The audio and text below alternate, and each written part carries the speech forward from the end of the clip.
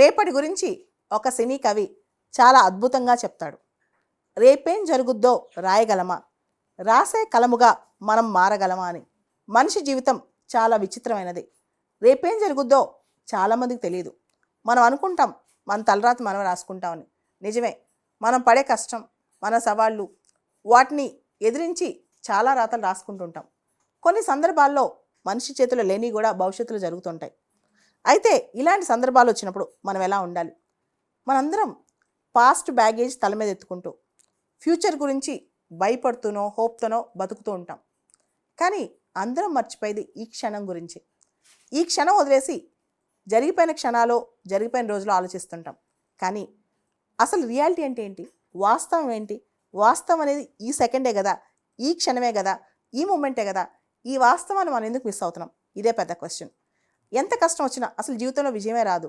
జీవితంలో పోరాడుతూనే ఉండాలి, అలానే ఎండ్ అయిపోద్ది జీవితం. అయితే తప్పేంటి? అది కూడా ఒక లైఫే కదా. లైఫ్ అంటే ఏంటి? అదొక ఎక్స్పీరియన్స్ కదా. నువ్వు పిఎం అవ్వచ్చు, సీఎం అవ్వచ్చు, భూమి మీద ఇంకేదైనా అవ్వచ్చు, కానీ ఏది శాస్త్రం కాదు కదా. అలాంటప్పుడు విజయం మాత్రం శాస్త్రమా, అపజయం మాత్రం శాస్త్రమా? జీవితంలో అనుభవాలు, మెమొరీస్, ఏదైతే జ్ఞాపకాలు, ఏదైతే అనుభవాలు ఉంటాయో అవే శాస్త్రం కదా. ఇక్కడ ఒక కథ మీకు చెప్తాను. అది గ్రీక్ మైథాలజీ అనమాట. ఆల్బర్ట్ క్యాము రాసిన ఒక స్టోరీ అనుకోవచ్చు, లేదా ఒక ఫిలసాఫికల్ వర్క్ అనుకోవచ్చు అనమాట. దీనిలో మిత్ ఆఫ్ సిసిఫస్ అని చెప్పి ఒక కథ ఉంటుంది. దీనిలో సిసిఫస్ అనే రాజు ఉంటాడు.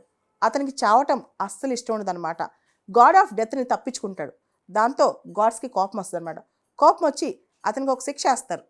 అతనికి ఎప్పటికీ కూడా ఒక నిలువాటి కొండ మీద ఓ పెద్ద బండరాయిని తీసుకెళ్ళాలి. కొండ మీదకి దొర్లించుకుంటూ తీసుకెళ్ళాలి. ఆ దొర్లించుకుంటూ ఉంటాడు, కానీ ఎప్పటికీ అది కొండ చేరదు. మధ్యలో పడిపోతూ ఉంటుంది. ఎప్పటికీ అది చేరదు. ఇంకా జీవితాంతం అతను చావు ఉండదు. అలా కొండ మీదకి తీసుకెళ్ళడానికి ప్రయత్నం చేయాలి, మళ్ళీ పడిపోవాలి, మళ్ళీ ప్రయత్నం చేయాలి, మళ్ళీ కింద పడిపోవాలి. అసలు దానికి ఎండ్ ఉండదు. ఆ పర్పస్కి ఏ రోలు ఉండదు. తన బతుకు అర్థం కూడా ఉండదు. ఎప్పుడు దాని మీద తోస్తూ ఉండాలి, కింద పడిపోతుంటుంది అనమాట. మరి ఈ కథలో అర్థం ఏంటి?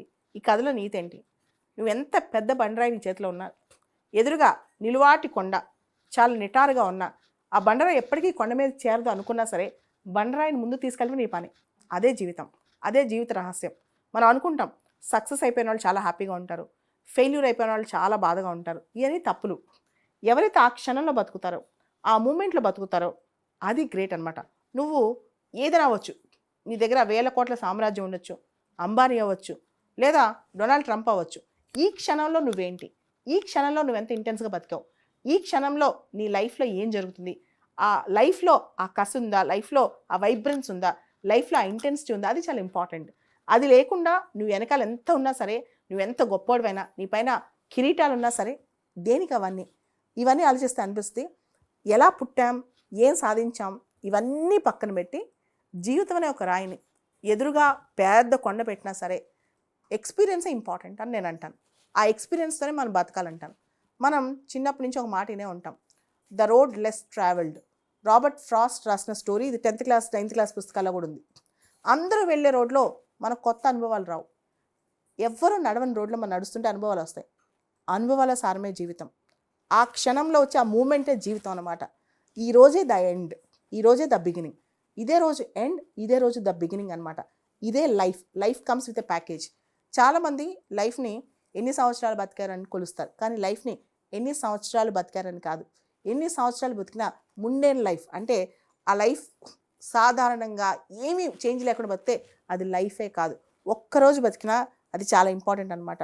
అంటే కాకిలాగా కలకాలం బతికే కన్నా కోకిల్లాగా కొన్నాళ్ళు బతికినా చాలా అంటుంటారనమాట. అదేవిధంగా మార్టిన్ లూథర్ కింగ్ జూనియర్ ఒక మాట అంటుంటారు, you need not see the entire staircase, even if you see the first step you can start your beginning అని. మొత్తం నాకు విజన్ అంతా కనిపించాలి, ఏం జరుగుద్దో అనాల్సిన అవసరం లేదు.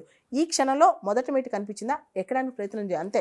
ఈ క్షణమే నీది, ఈ క్షణమే నువ్వు, ఇదే వాస్తవం, ఇదే శాశ్వతం. ఇంతకు మించిన అంశం ఇంకోటి లేదు. సో ఈ క్షణంలో బతుకు, ఈ క్షణం మాత్రమే నీది.